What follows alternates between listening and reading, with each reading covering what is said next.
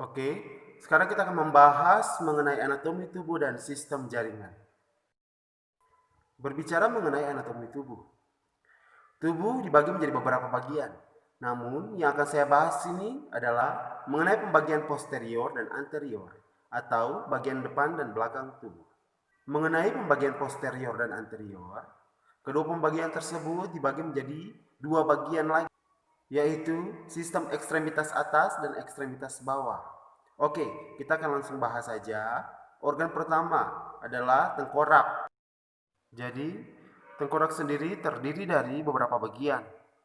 Bisa dilihat, yang pertama adalah tulang frontal, tulang sphenoid, tulang hidung, tulang zygomaticus, tulang maxilla, mandibula, tulang processus styloideus, kemudian tulang processus mastoideus, tulang occipital, kemudian sutura lambdoideus, tulang temporalis, dan tulang pariental, serta garis sutura coronalis. Jadi, secara umum, fungsi tulang tengkorak ini adalah melindungi organ-organ penting yang berada di dalam rongga kepala. Berikut adalah lengan.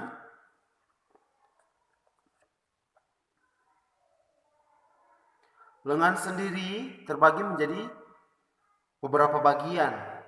Yang pertama, pada bagian atas, lengan atas, terdapat sebuah tonjolan yang merupakan tonjolan dari tulang os clavicula. Kemudian pada bagian lengan, di sini terdapat tulang humerus. Kemudian pangkal lengan, di sini terdapat tulang radius dan ulna.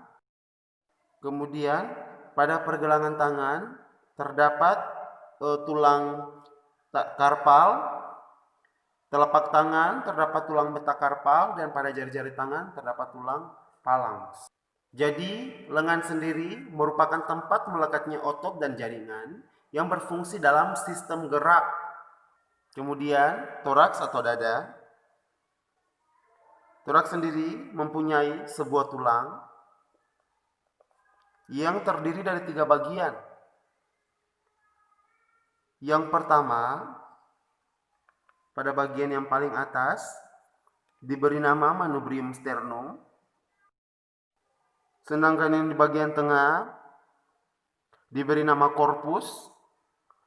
Dan yang paling akhir yang berbentuk runcing diberi nama processus xiphoideus. Kemudian tulang iga. Tulang iga juga terdiri dari tulang iga sejati, tulang iga palsu, dan tulang iga melayang. Jadi fungsi dari masing-masing tulang ini adalah untuk melindungi organ-organ penting yang berada di dalam rongga dada. Kemudian os pelvis merupakan rongga yang terbentuk akibat sambungan-sambungan dari tulang-tulang. Pelvis juga merupakan penghubung antara organ ekstremitas atas dan bawah. Pelvis berfungsi untuk menyangga tubuh bagian atas pada saat melakukan aktivitas seperti duduk dan sebagainya. Yang berikut adalah femur atau tulang paha. Tulang paha atau femur terdiri dari tempurung lutut, tibia, dan fibula. Jadi femur ini merupakan tulang yang paling panjang dalam struktur organ tubuh. Jadi fungsinya adalah sebagai tempat melekatnya otot dan jaringan dan sangat berperan penting dalam sistem gerak.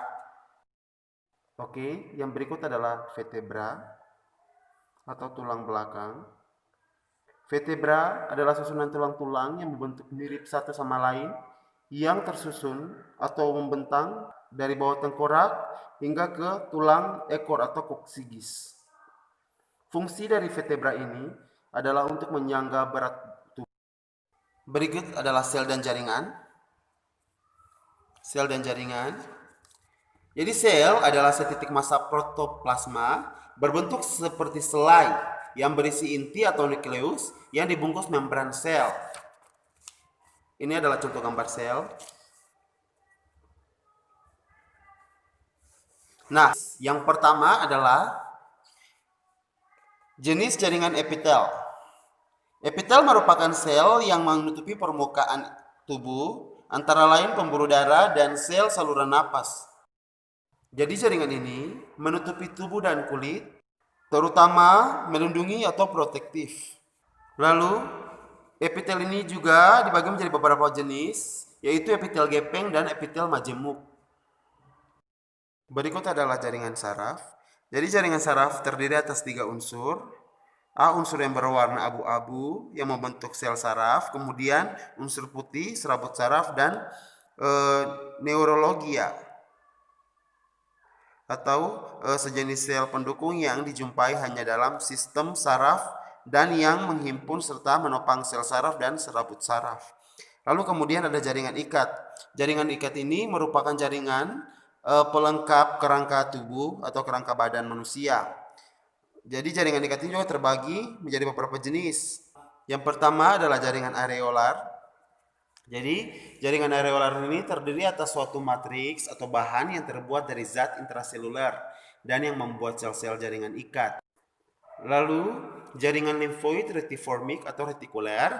Jadi jaringan ini mirip dengan jaringan areolar, namun ada sejenis sel tertentu yaitu limfosit didapati dalam jumlah sangat besar dan membentuk massa terbesar dari jaringan ini. Lalu kemudian ada jaringan mukoid. Jadi jaringan mukoid ini dijumpai pada tali umbilikulus atau tali pusar pada waktu lahir. Kemudian jaringan otot. Jaringan otot adalah jaringan yang mempunyai kemampuan khusus yaitu untuk berkontraksi.